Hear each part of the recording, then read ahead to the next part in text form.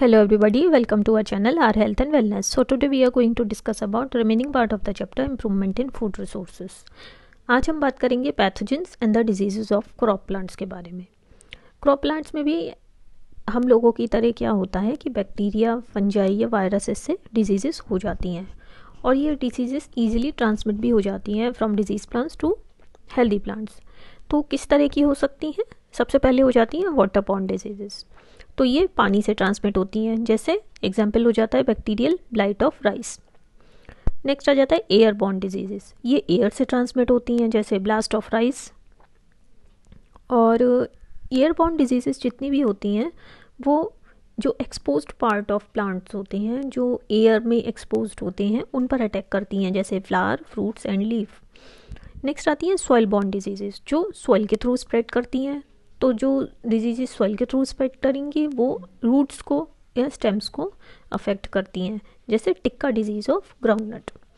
Next आती हैं seed borne diseases, जो सीड्स के थ्रू स्प्रेड करती हैं, जैसे अर्गट ऑफ पर्ल मिलेट या फिर लूज स्मट ऑफ व्हीट, जो फंजाई से होती हैं। अब जब हम ग्रेन्स को स्टोर करते हैं उसके लिए क्या प्रिवेंटिव मेजर्स ले सकते हैं? तो होता क्या है कि ग्रेन्स का प्रॉपर स्टोरेज भी बहुत ज़रूरी है। इतनी मेहनत से किसान फल और सब्जियां, क्रॉप्स उगाता है और उनको प्रॉपरली स्टोर ना किए जाएं तो वो सब डैमेज हो जाते हैं, क्योंकि उन पर बैक्टीरियल, फंजाई अटैक हो जाता है या फिर रोडेंट्स अटैक कर देते हैं या फिर मॉइस्चर की वजह से वो डैमेज हो जाते हैं, जिससे स्पॉइल हो जाते हैं, वेस्ट हो जाते हैं। तो किस तरह के फैक्टर्स हो सकते हैं जो रिस्पॉन्सिबल होते हैं for the losses during storage? तो सबसे पहले तो आ जाते हैं बायोटिक फैक्टर, मतलब जो लिविंग फैक्टर्स होते हैं। तो इसमें आ जाते हैं आपके रोडेंट्स, जैसे रैट है, स्क्वायरल है, या फिर इंसेक्ट्स जो अटैक कर देते हैं, ग्रेन बोरर है, बीटल है, या फिर माइट्स हैं, बैक्टीरिया हैं, फंजाई हैं। तो ये सब बायोटिक फैक्टर्स के अंडर आ जाते हैं। नेक्स्ट आ जाते हैं ए बायोटिक फैक्टर, जो नॉन लिविंग कंडीशंस होती हैं उनको ए बायोटिक फैक्टर्स कहते हैं, जैसे टेम्परेचर एंड मॉइस्चर। तो हार्वेस्टेड क्रॉप्स को आप कैसे अटैक से प्रिवेंट कर सकते हैं बायोटिक एंड एबायोटिक फैक्टर्स के? तो क्या करना चाहिए? सबसे पहले तो जो आपका प्रोडक्ट है उसको प्रॉपरली क्लीन करना चाहिए स्टोरेज से पहले। उसको प्रॉपरली ड्राई कर लेना चाहिए, पहले सनलाइट में फिर शेड में। और वेयर हाउसेस को प्रॉपरली मैनेज करना चाहिए, वो प्रॉपरली क्लीन होने चाहिए। फ्यूमिगेशन होना चाहिए उनमें, ताकि पेस्ट कंट्रोल रहे, पेस्ट से कोई भी प्रॉब्लम ना हो। नेक्स्ट कैटेगरी आ जाती है आपकी एनिमल हस्बेंड्री। अब एनिमल हस्बेंड्री क्या होता है? जो डोमेस्टिक एनिमल्स होते हैं जिसमें feeding, housing, breeding and caring की जाती है उनकी, उस ब्रांच को हम एनिमल हस्बेंड्री कहते हैं। ये एग्रीकल्चर की ही ब्रांच होती है।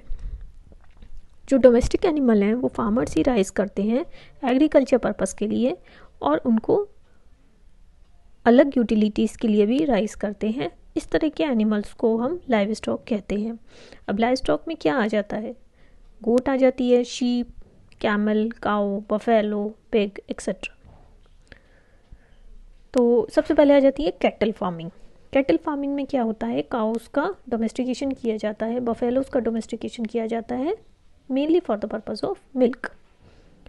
तो जो मिल्क प्रोड्यूसिंग एनिमल्स होती हैं, जो फीमेल्स होती हैं, उनको हम मिल्च या डेयरी एनिमल्स कहते हैं। एग्जांपल्स हो जाते हैं आपके बफेलो एंड काऊ। और जो एनिमल्स फार्म लेबर में यूज़ किए जाते हैं, जैसे कार्ट पुलिंग में, फील्ड की प्लोइंग में, या ट्रांसपोर्टेशन पर्पस के लिए, उनको हम ड्रॉट एनिमल्स कहते हैं, जैसे बुलॉक्स। अब इसमें मोस्ट कॉमन क्वेश्चंस आते हैं जो काऊ की ब्रीड्स हैं उस पर। काऊ का साइंटिफिक नेम है बॉस इंडिकस। तो सबसे पहले आ जाती है मिल्च ब्रीड, जो कि मिल्क यील्डिंग ब्रीड्स होती हैं।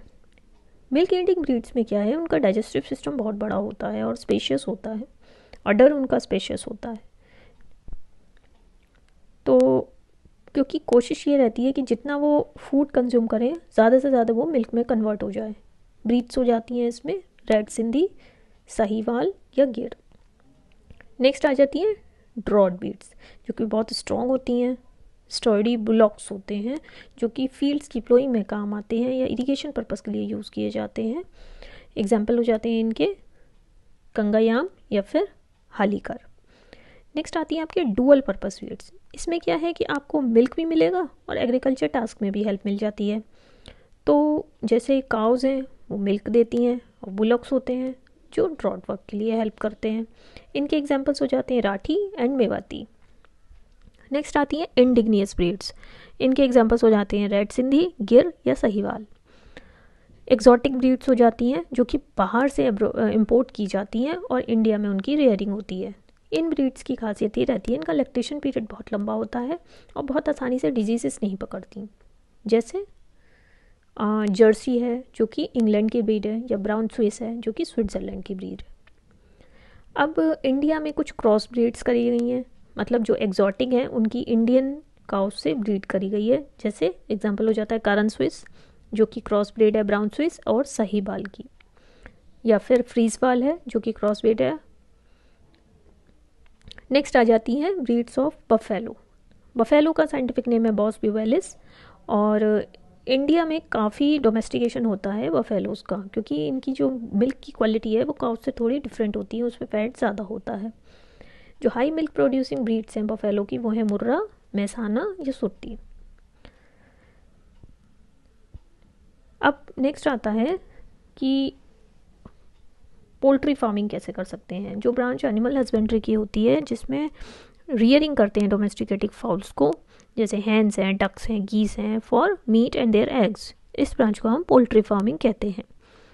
तो जो ऑब्जेक्टिव होता है पोल्ट्री फार्मिंग का, तो उनकी जो एग लिंग क्वालिटीज़ है उसको इम्प्रूव किया जा सके। एक लेयर्स होते हैं जो कि एग्स देते हैं, और एक होते हैं ब्रॉयलर्स जो कि मीट प्रोवाइड करते हैं। अब इनमें कुछ डिफरेंसेस होते हैं, जैसे लेयर्स हैं एग लेइंग बर्ड्स हैं और उनको एडिबल एग्स के लिए मैनेज किया जाता है, जबकि ब्रॉयलर्स को मेंटेन किया जाता है मीट के लिए। लेयर्स की बात करें तो एग्स का प्रोडक्शन हो जाता है लगभग 20 वीक्स में, और ब्रॉयलर्स को 6-7 वीक्स के लिए राइज किया जाता है पोल्ट्री फार्म्स में, फिर उनको सोल्ड कर दिया जाता है।